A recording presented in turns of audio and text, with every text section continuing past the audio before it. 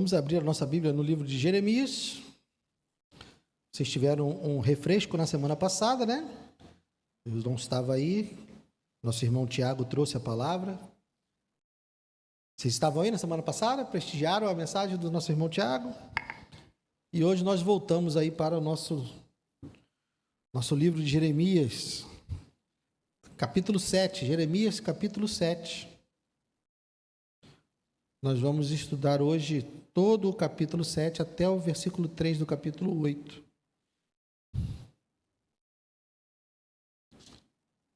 Jeremias, capítulo 7.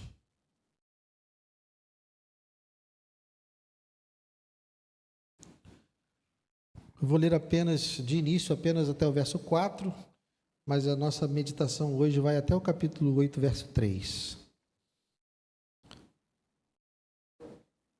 Diz assim: palavra que foi dita a Jeremias da parte do Senhor.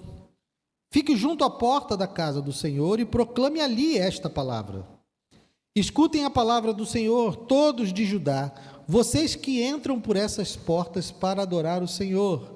Assim diz o Senhor dos Exércitos, o Deus de Israel: corrijam a sua conduta e as suas ações, e eu os farei habitar nesse lugar. Não confiem em palavras falsas, dizendo: templo do Senhor, este é o templo do Senhor.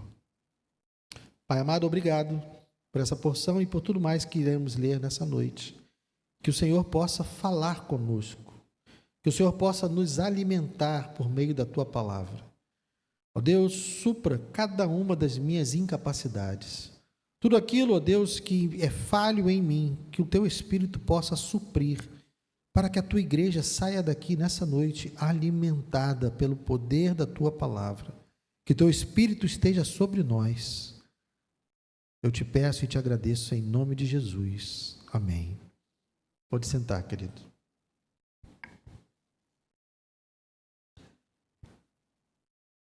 Quem costuma frequentar academia, tem umas piadas que a gente conta, né? Porque tem muita gente que paga academia e não vai, né? É sócio da academia e não vai. E tem uma piadinha lá que o pessoal costuma contar, que o cara estava matriculado na academia há 6 meses já, e ele viu que não estava tendo resultado, aí ele resolveu ir lá para reclamar, porque não estava acontecendo nada. Ele estava pagando há 6 meses, ele foi lá: estou pagando há 6 meses. E nada acontece, mas ele só foi lá no dia de reclamar. Ele passou 6 meses pagando, sem ir à academia. E da mesma forma que a gente pagar a academia sem ir, é loucura nós acharmos que vai acontecer alguma coisa. É uma loucura alguém que faz um plano anual da academia e não vai. E fica na expectativa de que algo vai melhorar na vida dele, simplesmente porque agora ele está matriculado, ele tem uma carteirinha, ele paga uma mensalidade da academia. Isso é loucura. E da mesma forma que isso é loucura a gente acreditar que tem um relacionamento com Deus só porque é membro de uma igreja. Só porque nós temos uma carteirinha ou porque nós frequentamos um determinado lugar, nós acreditarmos que temos relacionamento com Deus. E no texto que nós vamos ver hoje, que estamos debruçados hoje de Jeremias, nós vamos ver mais uma vez que isso é perfeitamente possível. Deus agora mandou Jeremias ir para a porta do templo. Imagine que você vai chegar aqui na igreja no domingo e ao invés de encontrar eu ou o pastor Gilson no púlpito aqui, você vai encontrar um profeta lá fora, um homem que você nunca viu. Ele vai estar lá na escada e, em vez de estar recepcionando a gente, ele vai estar nos acusando, porque estamos vindo à igreja com o coração completamente longe de Deus. Foi isso que Deus mandou Jeremias fazer. Deus mandou Jeremias ir para a porta do templo. Jeremias, vai para a porta do templo e fala o que eu estou mandando você falar. Ele foi para a porta do templo. Ele estava lá para receber as pessoas que estavam chegando com as suas ofertas, com seus holocaustos. Ele estava lá para falar aos sacerdotes, para falar a cada um dos seus irmãos que estavam indo adorar a Deus. Só que as palavras que ele tinha não eram uma palavra de boas-vindas. Ele não estava lá dizendo, bem-vindo, meu irmão, que nem os irmãos aqui fazem, né? Você chega, eles te dão um abraço, aperta a sua mão, que bom que você está aqui, né? O trabalho de Jeremias não era um trabalho de acolhimento, não era um trabalho de recepção. O trabalho de Jeremias era um trabalho de denúncia pela forma como o povo estava vivendo. Percebam que ao longo desse texto, você vai ver que ao longo desse texto, Deus não vai fazer nenhuma correção em relação ao culto. Deus não vai reclamar dos animais que estavam sendo levados. Deus não vai reclamar da ausência de dízimos e ofertas. Deus não vai reclamar de uma adoração inadequada. Deus não vai reclamar de nada disso. Aparentemente, o culto estava acontecendo dentro dos conformes. Estavam levando os animais como a lei mandava, estavam dizimando como a lei mandava, estavam tocando os louvores como a lei mandava, tudo. Mas percebam que Deus faz apenas duas observações. Ele coloca Jeremias na porta do templo e manda ele dizer: escutem a palavra do Senhor, todos de Judá, vocês que entram por essas portas para adorar a Deus. Assim diz o Senhor dos Exércitos, o Deus de Israel. E aqui ele faz duas acusações, duas recomendações, né? Corrijam a sua conduta e as suas ações. E no verso 4, não confiem em palavras falsas. Então, Deus tem aqui, através de Jeremias, duas coisas para tratar com o seu povo. Ele está na porta do templo, não falou de como o culto está sendo conduzido, não reclamou dos animais defeituosos. Você vai ver ele em outras ocasiões, em outros momentos da vida de Israel, Deus reclamando que eles estão levando animais defeituosos, Deus reclamando que eles não estão dando os dízimos, estão roubando na questão dos dízimos. Mas hoje, nesse momento, nessa altura da vida de Judá, não há de Deus nenhuma acusação em relação a maneira como eles estavam realizando os cultos, a maneira como eles estavam realizando os rituais. Não há nenhuma repreensão de Deus, mas há duas: uma mandando eles corrigirem a sua conduta e as suas ações, e a outra dizendo para eles não confiarem em palavras falsas. Então, a partir daqui, tudo que a partir do verso 5 tem a ver com essas duas recomendações. A primeira, corrigir as condutas e as suas ações. A segunda, não confiar em palavras falsas. Então, Jeremias vai destrinchar essas coisas. Então, veja, no verso 3 ele diz, corrijam sua conduta e suas ações, e no verso 5 ele diz o quê? Mas, se de fato emendarem os seus caminhos e as suas ações, se de fato praticarem a justiça, cada um com o seu próximo, se não oprimirem o estrangeiro, o órfão e a viúva, nem derramarem sangue inocente nesse lugar, nem seguirem outros deuses para o próprio mal de vocês. Então, aqui agora, Jeremias está dizendo o que é para corrigir. Lá no verso 3, ele diz que Deus estava mandando eles corrigirem a sua conduta e as suas ações. Agora, no verso 5 e 6, ele está dizendo qual é essa conduta. De que maneira eles estavam agindo errado. Vejam, não tem nada a ver com o culto. Deus coloca ele na porta do templo para falar da maneira como eles estavam vivendo fora do templo. O problema do culto não eram os rituais, não eram os dízimos, não eram os sacrifícios. O problema era a maneira como eles estavam vivendo fora. Essa era a questão. Deus está dizendo que eles estavam vivendo uma vida completamente fora dos propósitos de Deus. Ele está mandando, emendem os seus caminhos. Porque aqui tem uma promessa junto, né? Lá no verso 3 ele diz, corrijam suas condutas e suas ações, e eu os farei habitar neste lugar. no versos 5, 6 e 7, ele destrincha as acusações, e no 5 e 6, né? E no 7 ele diz: eu os farei habitar neste lugar, na terra que dei aos pais de vocês, desde os tempos antigos e para sempre. Então, meus irmãos, o fato que está fazendo Deus extirpar esse povo da terra não tem a ver com os rituais, tem a ver com a maneira que eles estão vivendo fora dos rituais. Deus está dizendo que se eles não se corrigirem, porque fica subentendido, né? Corrijam e eu deixarei vocês na terra. Ou seja, isso quer dizer o quê? Que se vocês não se corrigirem, vocês não vão permanecer na terra. Deus não está aqui nesse momento preocupado com a maneira que eles estão realizando os rituais no templo. Deus está preocupado com a maneira que eles estão vivendo a vida fora do templo. E as acusações de Deus contra eles é que eles não estão praticando a justiça com o seu próximo. Judá, o povo de Judá, o povo de Deus, está vivendo uma vida injusta com o seu próximo. Estão sendo desonestos com o próximo, não estão cuidando do órfão, da viúva. Na verdade, eles estão oprimindo o estrangeiro, o órfão e a viúva. Se Deus está dizendo para eles não derramarem sangue inocente, é porque eles estão derramando sangue inocente. Se Deus está dizendo para que eles não sigam outros deuses, é porque eles estão seguindo outros deuses.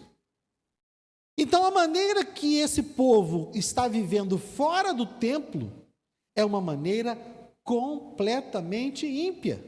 Eles são injustos, eles oprimem, eles derramam sangue e eles adoram outros deuses. Mas, quando chega na hora de ir para o templo, todo mundo bonitinho indo para o templo. Todo mundo bonitinho levando lá os seus sacrifícios. Todo mundo bonitinho cumprindo os rituais, levando os seus dízimos e as suas ofertas. Mas a pergunta é: Deus está se agradando desse culto? Deus está se agradando desses rituais? Não.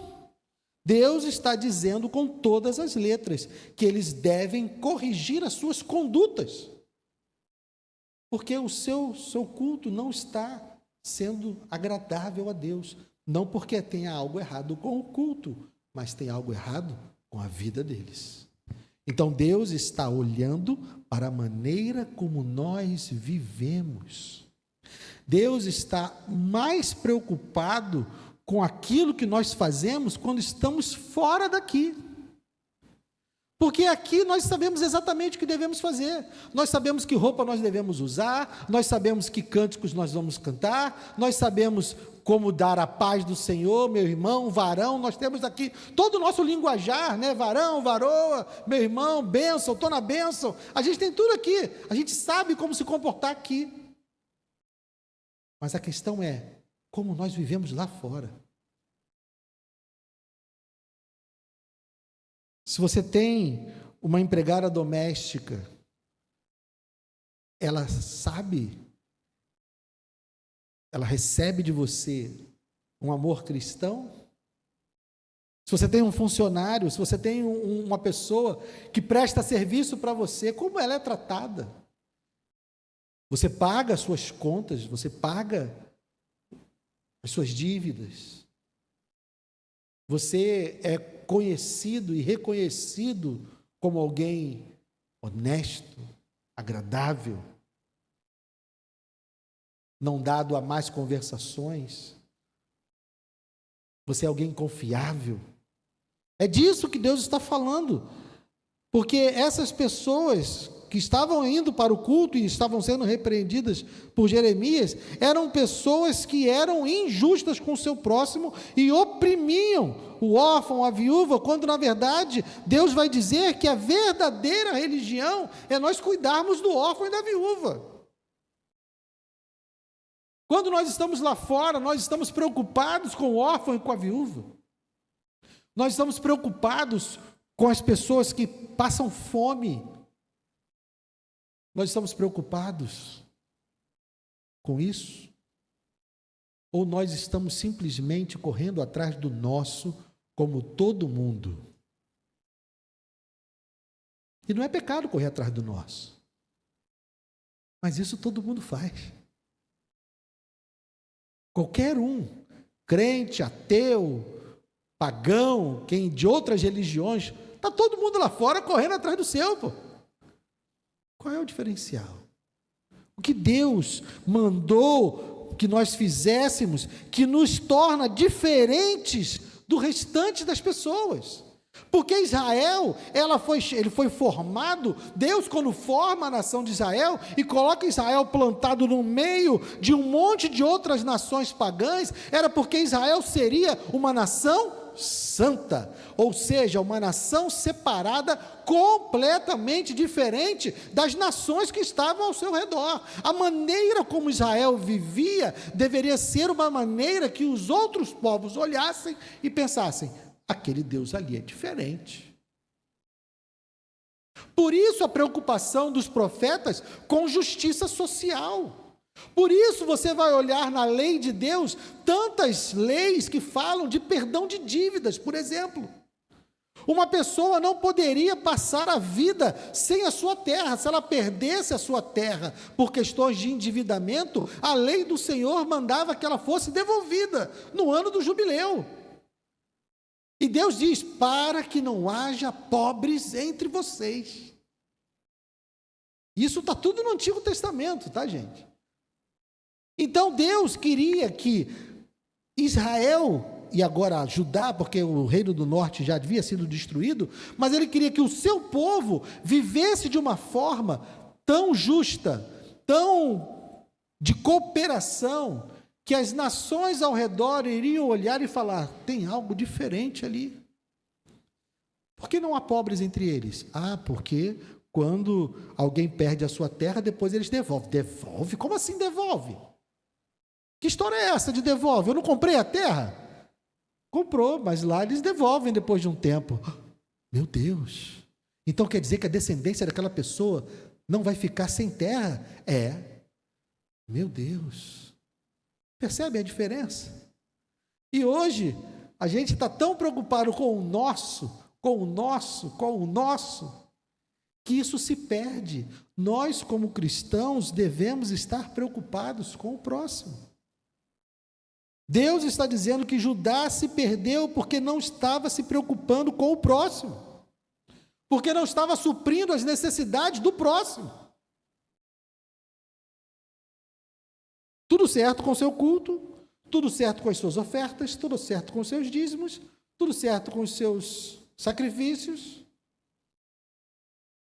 mas nenhuma preocupação com o próximo. Deus estava irado com Judá, porque Judá não estava preocupado com o próximo. E vejam que Deus coloca isso até mesmo antes da idolatria, porque ele diz: olha, se de fato praticarem a justiça cada um com o seu próximo, se não oprimirem o estrangeiro, o órfão, a viúva, nem derramarem sangue inocente nesse lugar. E ele falou várias coisas a respeito do próximo, né? Mas sobre idolatria ele só fala agora: nem seguirem outros deuses para o próprio mal de vocês. Deus está preocupado com a idolatria? Tá. Deus está condenando a idolatria? Tá. Mas ele está colocando em primeiro lugar o fato deles não estarem se preocupando com o próximo. Porque nós já vimos em capítulos anteriores que uma coisa está ligada à outra. Na medida que se abandona a Deus, se abandona o próximo. Na medida em que nós abandonamos o amor a Deus, nós abandonamos o amor ao próximo.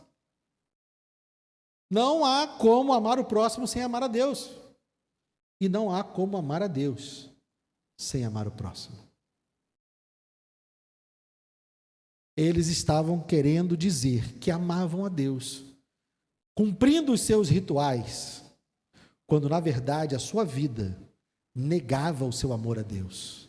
Porque eles, além de não cuidarem do próximo, eles ainda tinham outros deuses.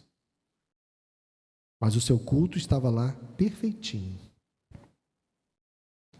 A segunda advertência é: não confie em palavras falsas, né? Verso 4. Não confie em palavras falsas, dizendo: templo do Senhor, este é o templo do Senhor. Aí no 8, ele vai destrinchar, como ele fez com a primeira recomendação, ele vai fazer agora com a segunda. Eis que vocês confiam em palavras falsas que não servem para nada.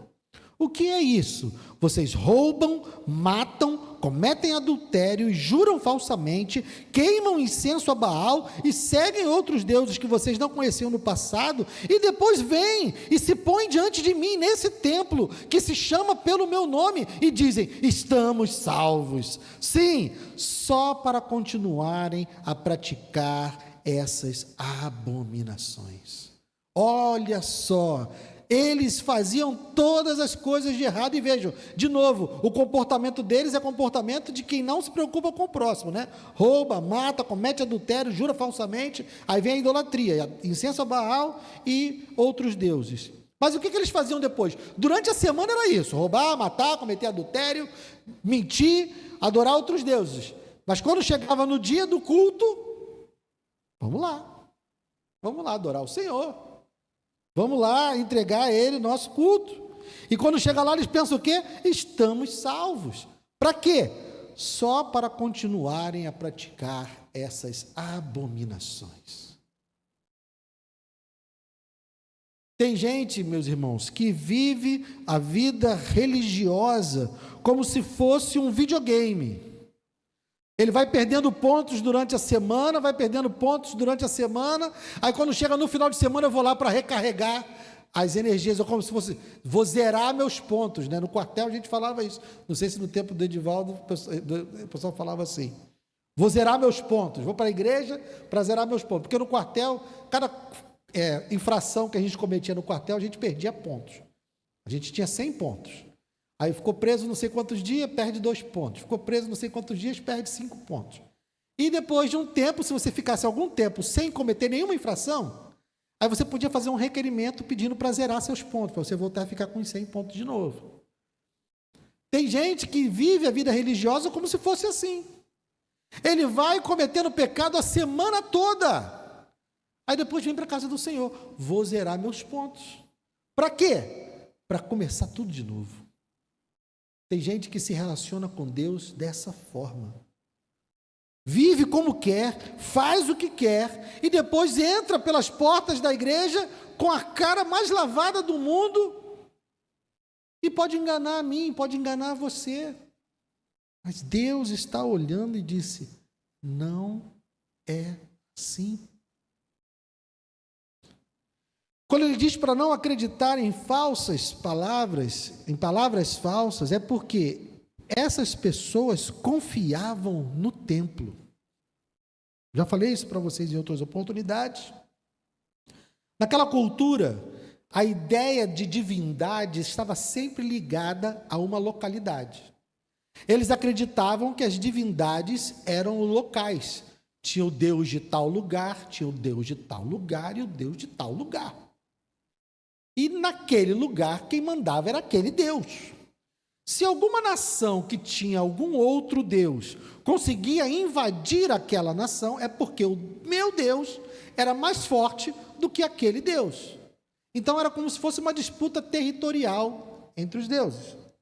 Na cabeça de Israel, quando houve a dedicação do templo, o que acontece? A presença do Senhor desce sobre o templo. Então, Deus habita ali. Na cabeça do povo de Judá era o seguinte: está tranquilo, Deus está ali. Nada vai me acontecer, porque Ele vai tomar conta da casa dele. Ele não vai deixar que façam nada com a casa dele.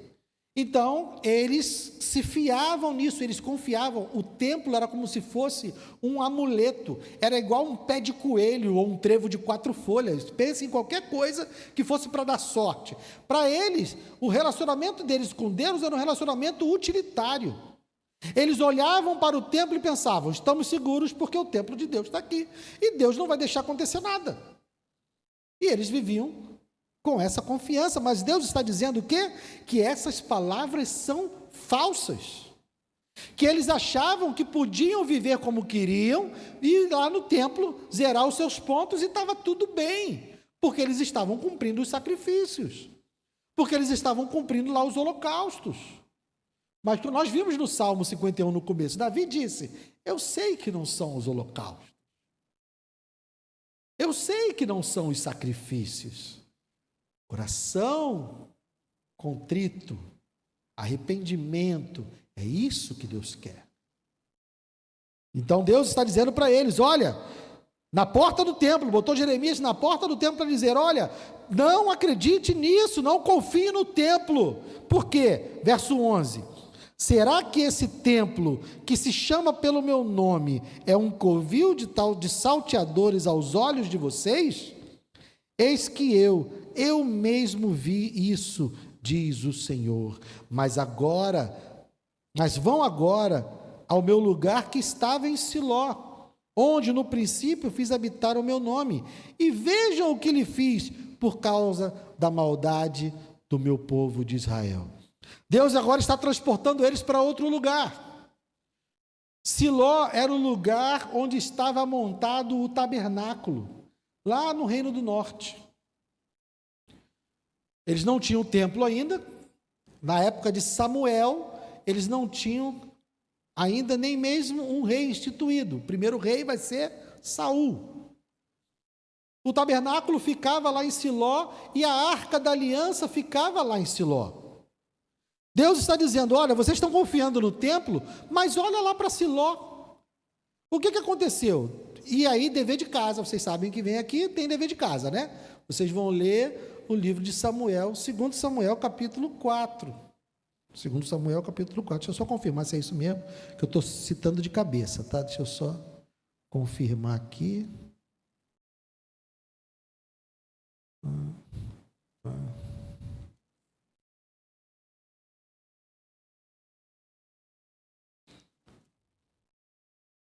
Não, não é não. Estou falando de cabeça e estou falando errado.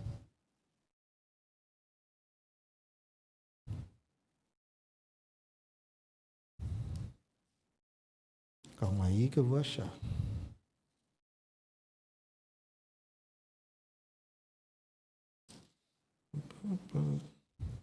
Aqui Davi já errei.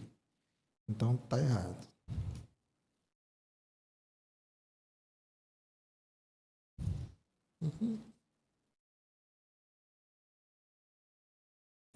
É 1 Samuel capítulo 4, não é 2 Samuel. 1 Samuel capítulo 5, desculpa. 1 Samuel capítulo 5.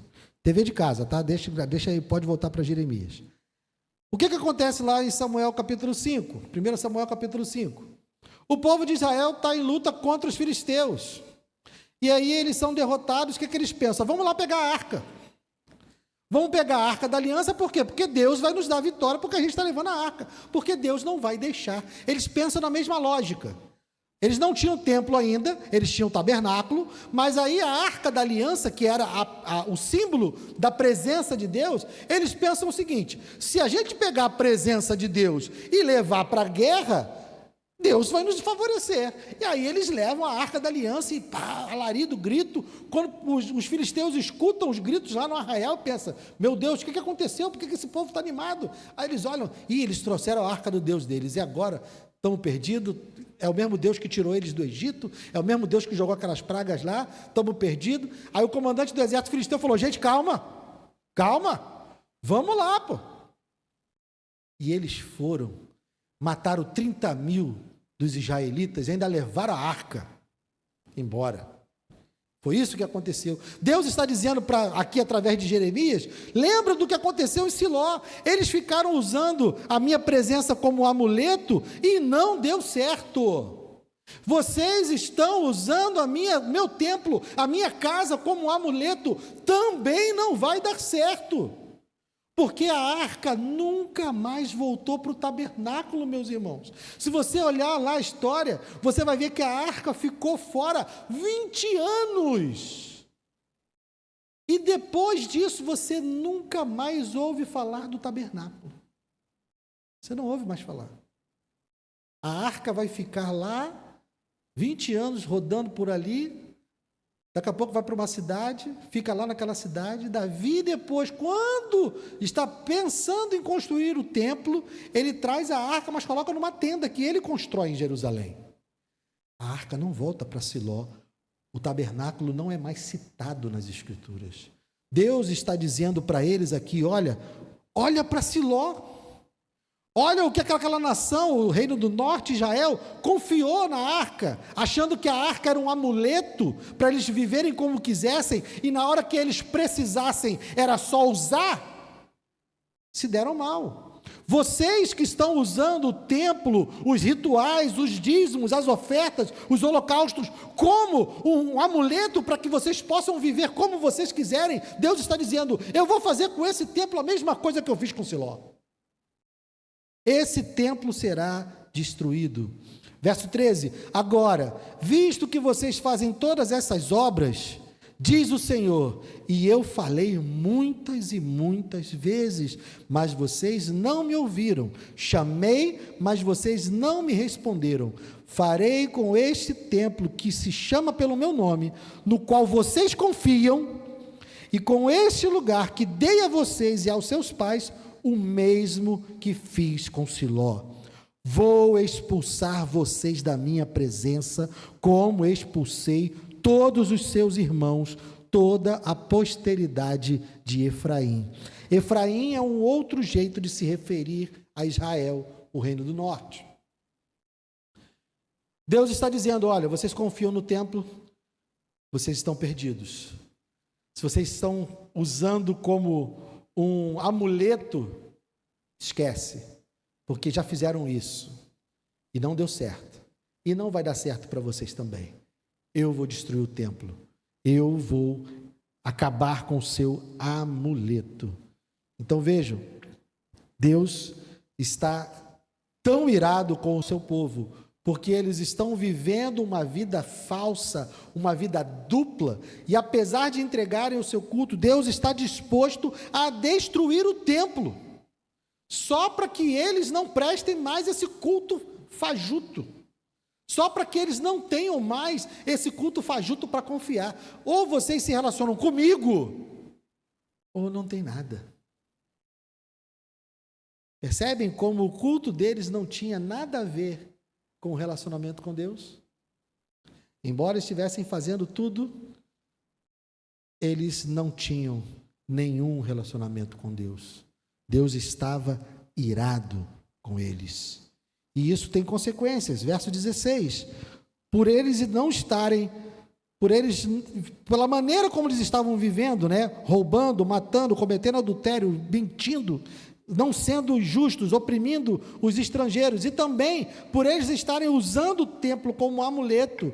A partir do verso 16, Deus diz, quanto a você, Jeremias, não interceda por esse povo, nem levante por ele clamor ou oração, nem insista comigo, porque eu não ouvirei a sua voz. Será que você não enxerga o que andam fazendo nas cidades de Judá e nas ruas de Jerusalém? Os filhos apanham a lenha, os pais acendem o fogo e as mulheres amassam a farinha para se fazerem bolos à rainha dos céus. O que isso quer dizer? Toda a família está envolvida na adoração a outros deuses. Isso contaminou a todos. Também oferecem libações a outros deuses para me provocarem a ira. Mas será que é a mim que eles provocam a ira, diz o Senhor? Não seria muito mais a si mesmo, para a sua própria vergonha? Portanto, assim diz o Senhor Deus, eis que a minha ira e o meu furor se derramarão sobre esse lugar, sobre as pessoas e sobre os animais, e sobre as árvores do campo e sobre os frutos da terra. A minha ira queimará como um fogo e não se apagará. Por conta do seu culto falso, por conta da sua relação utilitária com o templo, e por conta da sua vida injusta, eles não tinham mais direito nem mesmo à intercessão, nem mesmo alguém orando por eles iria ser suficiente. Deus não queria mais ouvir nada a respeito deles. Deus estava decidido a puni-los, porque deu a eles muitas e muitas chances de arrependimento, deu a eles muitas e muitas chances de mudarem o rumo. Aqui mesmo, nesse texto, ele disse, se vocês mudarem o seu proceder, eu deixo vocês permanecerem na terra. Mas Deus sabia que eles não iriam. mudar o seu procedimento. Eles estavam decididos, porque pensa, meus irmãos, eles eram capazes de adorar outros deuses e depois entrar no templo com a cara mais lavada do mundo. Que tipo de palavra se pode dar para alguém que vive dessa forma? Só mesmo a mão de Deus para fazer uma pessoa dessa despertar. Somente a mão de Deus vindo com força para que essa pessoa desperte. E talvez assim, porque nós, quando chegarmos lá no capítulo 44, depois que Jerusalém já foi destruída, ainda vai ter gente adorando outros deuses. Ainda vai ter gente adorando outros deuses. No 21 ou 26, ele vai dizer de novo sobre a obediência, que é muito melhor do que os sacrifícios. Verso 21, assim diz o Senhor dos Exércitos, o Deus de Israel: juntem os seus holocaustos aos outros sacrifícios e comam a carne vocês mesmos. Porque, gente, havia alguns sacrifícios que eram queimados e outros que eram comidos pelos sacerdotes, né? Então, Deus está dizendo, olha, junta tudo isso e come vocês mesmos. Eu não quero. 22, no dia em que tirei o pai de vocês da terra do Egito, não falei, nem lhes ordenei nada a respeito de holocaustos ou sacrifícios.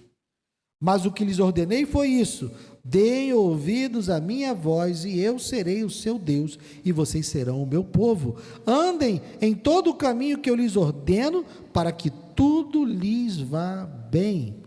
Mas eles não quiseram ouvir, nem atenderam, porém andaram nos seus próprios conselhos e na dureza do seu coração maligno.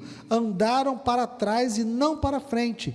Desde o dia em que os pais de vocês saíram da terra do Egito até hoje, muitas e muitas vezes, todos os dias, eu lhes enviei todos os meus servos, os profetas, mas vocês não quiseram me ouvir, nem atenderam, foram teimosos e fizeram pior do que os seus pais. Vejam, Deus, quando tirou o povo da terra do Egito, não disse: façam sacrifícios e holocaustos, para que eu tire vocês daí. Deus não exigiu deles algo para que eles fossem tirados da terra do Egito. Deus foi lá e tirou. Deus estabeleceu o seu relacionamento com eles. Eu sou o seu Deus, vocês são o meu povo. O que vocês precisam fazer é me obedecer. Então percebam, o sacrifício é um paliativo para o pecado. Tem a lei e tem o sacrifício. Se você obedece, você não precisa fazer sacrifício. O sacrifício é para quando você peca, certo? Então, o que Deus está dizendo aqui é que o sacrifício, ele era um paliativo, porque o desejo dele é a obediência.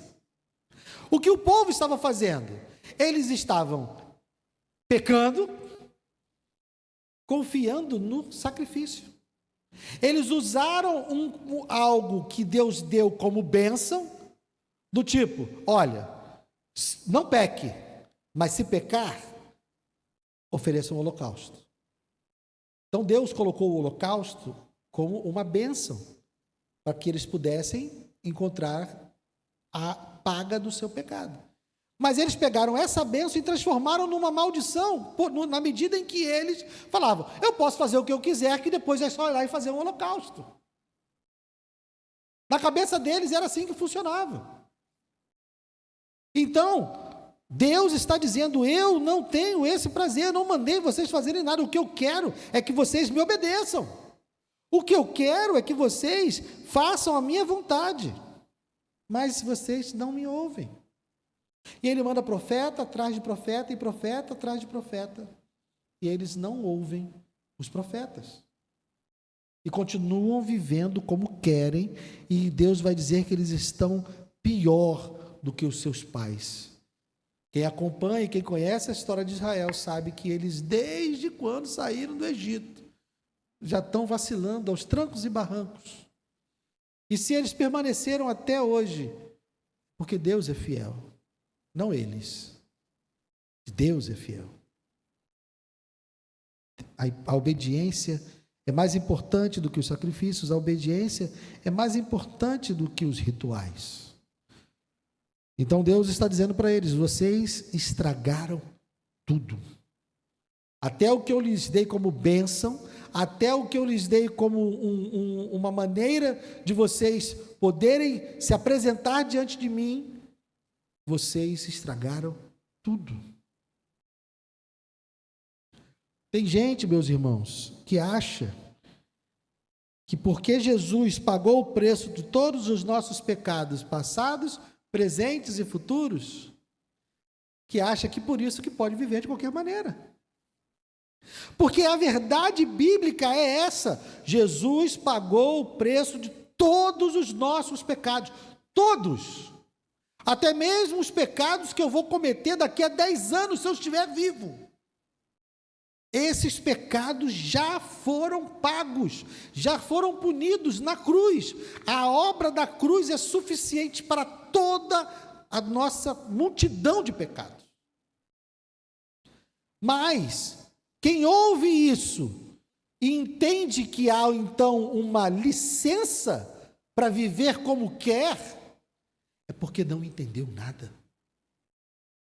Quando eu ouço e quando você ouve a notícia de que Deus providenciou por meio da cruz um meio para que todos os seus pecados fossem perdoados para sempre, você deve olhar para esse Deus e pensar: que Deus maravilhoso!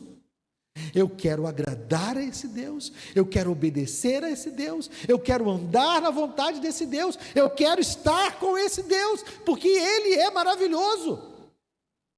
Não pensar: se Ele fez isso por mim, então está liberado, posso fazer o que eu quiser. Meus irmãos, lê do engano, e Ele está dizendo isso aqui. Quem pensa que a graça de Deus é razão para viver como quer, vai encontrar juízo. Quem se aproxima da graça de Deus, achando que a graça de Deus é licença para viver como quer, vai encontrar juízo. Isso lá para Judá e isso para a igreja hoje. Então ele termina o texto com juízo, a partir do 27. Portanto, Jeremias, você dirá a eles todas estas palavras, mas eles não lhe darão ouvidos. Você os chamará, mas eles não responderão. Então você lhes dirá: esta é a nação que não dá ouvidos à voz do Senhor, seu Deus, e não aceita a disciplina. A verdade desapareceu, foi eliminada da sua boca. Corte os seus cabelos consagrados, ó Jerusalém, e jogue-os fora. Comece a prantear sobre os altos dos montes, porque o Senhor rejeitou e abandonou a geração que é objeto do seu furor. Porque os filhos de Judá fizeram o que é mal aos meus olhos, diz o Senhor. Puseram os seus ídolos abomináveis no templo que se chama pelo meu nome, para o contaminarem. Edificaram os altos de Tofete no vale de Ben-Hinom, para queimarem em sacrifício seus filhos e as suas filhas. Algo que nunca ordenei, nem me passou pela mente. Portanto, eis que virão dias, diz o Senhor, em que já não se chamará Tofete, nem vale de Ben-Hinom, mas o vale da matança. Os mortos serão sepultados em Tofete, por não haver outro lugar. Os cadáveres deste povo servirão de alimento às aves dos céus, e não haverá ninguém que os espante. Farei cessar nas cidades de Judá e nas ruas de Jerusalém o som das festas e da alegria, a voz do noivo e a voz da noiva, porque a terra ficará em ruínas. Naquele tempo, diz o Senhor, serão tirados das sepulturas os ossos dos reis e das autoridades de Judá, os ossos dos sacerdotes e dos profetas e os ossos dos moradores de Jerusalém. Os ossos serão espalhados ao sol, à lua e a todo o exército do céu. quem tinham amado, a quem serviram e seguiram, a quem procuraram e diante de quem se prostraram. Não serão recolhidos nem sepultados, serão como esterco sobre a terra. Todos os que restarem dessa nação malvada, em todos os lugares para onde os dispersei, preferirão morrer a ficar vivos, diz o Senhor dos Exércitos. Quem tenta fazer uso da graça de Deus para viver como quer, encontra esse juízo. Deus já havia prometido, nós já vimos isso em todos os capítulos anteriores, que Babilônia viria para destruir tudo, inclusive o templo, inclusive fazer essa mortandade e levar um remanescente para lá. Deus está dizendo que os ossos dos reis seriam colocados diante do sol e da lua e do exército do céu. Vocês não adoram o sol? Vocês não adoram a lua? Vocês não adoram as estrelas e os exércitos do céu? Então agora seus ossos vão ficar aí, diante deles. É isso que vocês querem? Não foi a eles que vocês amaram? Não foi a eles que vocês serviram? Não foi a eles que vocês seguiram? Não foi a eles que vocês se prostraram? Então os seus ossos vão ficar aí, diante deles. Deus não vai deixar que se zombe ou que se faça mau uso da sua graça. Foi isso que eles estavam fazendo. Cultuando a Deus, com seus rituais, com seus dízimos, com as suas ofertas, mas o seu coração estava longe do Senhor. Concluindo, meus irmãos, o que essa palavra tem para nós? Eu separei apenas duas aplicações para nós. Primeiro, Jesus, quando inaugurou o reino de Deus, inaugurou seu ministério, ele diz: arrependam-se e creiam, porque é chegado o reino de Deus. O nosso relacionamento com Deus é um relacionamento de fé? É, mas é uma fé que exige arrependimento. Porque somente fé todo mundo tem. Até o ateu tem fé. Eu provo que o ateu tem fé. Quando você vai pegar um ônibus, você pede para ver a habilitação do motorista? Você crê que ele é habilitado. Quando a gente compra um carro na concessionária, comprei um carro zero, vou levar ele lá para casa e vou apertar todos os parafusos do carro. Alguém faz isso? Não. Por quê? Porque ele crê que todos os parafusos estão devidamente apertados. Você coloca a sua vida na mão de um motorista no ônibus e você não sabe se ele está habilitado ou não. Você crê. Você entra num avião, se você viaja de avião, você crê. A sua vida está na mão daquele cara que às vezes você nem viu. Porque quando você entra no avião, ele já está na cabine. Quando você sai, ele ainda está na cabine. E você entregou a sua vida na mão daquela pessoa. Ou seja, fé por fé. Todo mundo tem algum tipo de fé, algum nível de fé. Então, aqueles que creem em outros deuses, aqueles que têm outras religiões, todos eles têm fé. Eu não posso dizer que eles não têm fé. Mas o que nos difere é a fé num Deus santo, que exige santidade.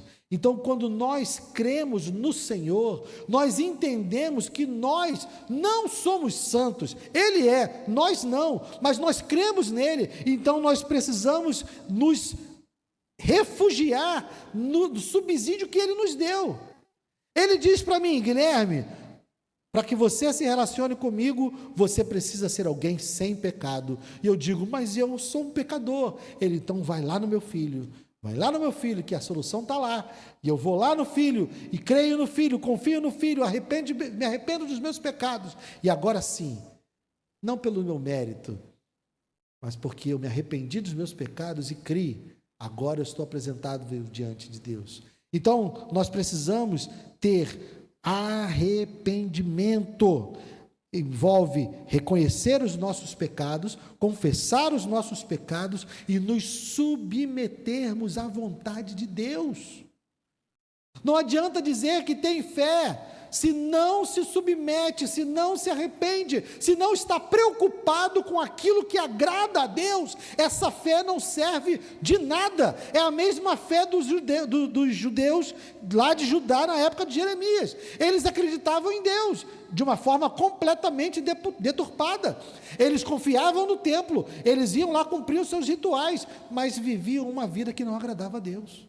A fé que eles tinham não era uma fé correta, no Deus correto. Então nós precisamos ter arrependimento. Quem conhece a Deus se arrepende dos seus pecados, reconhece a sua autoridade. Jesus é o nosso Salvador? Sim, mas Ele é nosso Senhor. Rei dos reis, Senhor dos senhores. Nós devemos uma vida de submissão à sua vontade. E segundo, ter uma relação utilitária com Deus é ser tão pagão quanto qualquer outro pagão. Quem se aproxima de Deus, quem se aproxima do Senhor, quem frequenta a igreja, quem é membro de igreja, simplesmente porque encontra em Deus um meio de alcançar aquilo que ele quer, ele está sendo tão pagão quanto qualquer outra religião. Não importa se ele está frequentando a igreja mais fiel, não importa se ele está frequentando uma igreja que é completamente saudável, não importa, o relacionamento dele com Deus não é saudável, na medida em que ele coloca Deus apenas como uma ferramenta. Deus é apenas um caminho para que ele alcance os desejos do seu coração, e era isso que o povo de Israel estava fazendo. Eles tinham uma relação utilitária com Deus, Deus era útil para eles. Na hora que eles queriam algo de Deus, eles iriam lá e faziam o que Deus tinha mandado fazer, e para poder obter. Isso é um relacionamento pagão. Qualquer outra religião é assim. As pessoas vão lá, eu quero o namorado, então faz isso, compra isso, faz isso, que você vai ter o namorado. O que aquela entidade ali foi para mim? Um meio. Eu usei aquilo para alcançar o objetivo que era ter o tal do namorado. Tem gente que faz isso com Deus para ter um carro. Tem gente que faz isso com Deus para ter um marido. Tem gente que faz isso com Deus para ter uma casa. Deus não é uma ferramenta. O Senhor dos exércitos, Deus dos céus, o nosso Senhor, Ele não é algo para nós usarmos. Quem se aproxima de Deus tentando usá-lo, está sendo idólatra. Da mesma forma como qualquer outro pagão de qualquer outra religião. E vai ter a mesma paga que qualquer um de outra religião. Não importa se ele tem a carteirinha da ICNV Jardim Alvorada, não importa, não dá para dar carteirada lá no céu. Deus está olhando a nossa vida. E Ele não está olhando a nossa vida aqui. Ele está olhando a nossa vida lá fora. Então, que o alerta que Deus fez para o povo de Judá, no começo desse texto, sirva para nós. Corrijam a sua conduta e as suas ações, e não confiem em palavras falsas. Como eu disse, meus irmãos, Deus não espera que nós sejamos perfeitos hoje. Israel também não precisava ser perfeito naquela época. Bastava se arrepender dos seus pecados e se voltar para Deus em arrependimento e fé. Que Deus está dizendo para eles desde o início do livro: se vocês se voltarem para mim, eu vou curar vocês das suas rebeliões. Então, quando nós ouvimos essa palavra, meus irmãos, nós não temos que pensar e sair daqui pensando: meu Deus, eu não sou perfeito, então estou condenado. Não é isso. O nosso relacionamento com Deus é baseado no arrependimento e na fé. Eu e você vamos pecar hoje ainda. Não sei você, provavelmente eu vou. Mas eu confio e confesso os meus pecados e me arrependo dos meus pecados. e luto contra eles todos os dias.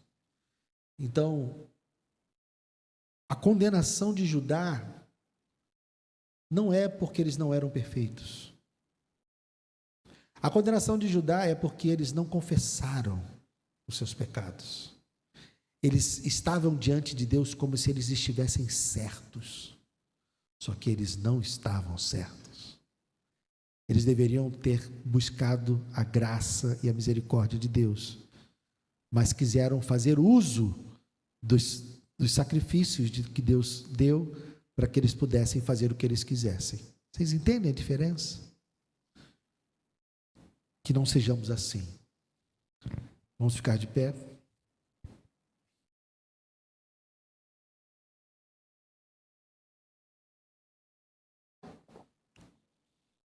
Senhor, obrigado, Deus. Obrigado pela cruz. Obrigado pelo sacrifício do teu filho que garante a todo aquele que se arrepende e crê o perdão dos seus pecados. Senhor, livra-nos de tentarmos fazer uso dessa verdade com o intuito de vivermos como quisermos. Livra-nos, ó Deus, de confiarmos na quantidade de cultos que nós frequentamos, no tamanho dos dízimos que nós entregamos. Livra-nos, Senhor, de vivermos uma religião aparentemente verdadeira, mas que está com o coração longe de Ti. Livra-nos, Senhor, de tentarmos usá-lo como uma ferramenta para alcançar os nossos objetivos e os nossos planos. Que o nosso coração esteja convertido a Ti, de maneira que quando olharmos para a cruz, nós encontremos motivo para sermos gratos. Que o perdão dos nossos pecados seja a motivação para não pecarmos mais. Que a Tua graça e a Tua misericórdia sejam o combustível da busca de uma vida santa, e não a desculpa para vivermos uma vida cheia de pecado. Que nós não sejamos como o povo de Judá. Nós queremos passar a eternidade contigo, Senhor. Somos gratos por tudo que o Senhor fez para que isso acontecesse. E o nosso desejo, ó Deus, é viver uma vida que Te agrada, todos os dias. Porque aqui nesse lugar passamos poucas horas da nossa vida. Nós queremos viver praticando a justiça com o nosso próximo, sem oprimir o órfão, o estrangeiro e a viúva, sem mentir, sem lesar as pessoas que estão ao nosso redor, amando, cuidando e sendo luz e sal onde quer que estejamos. Esse é o nosso desejo, Senhor. Muito obrigado pela Tua palavra, que o Senhor complete aquilo que eu fui incapaz de fazer. Que Teu Espírito comunique aos meus irmãos aquilo que eu não fui capaz de comunicar. E leva-nos para casa em segurança nessa noite, eu Te peço. E Te agradeço em nome de Jesus. Amém.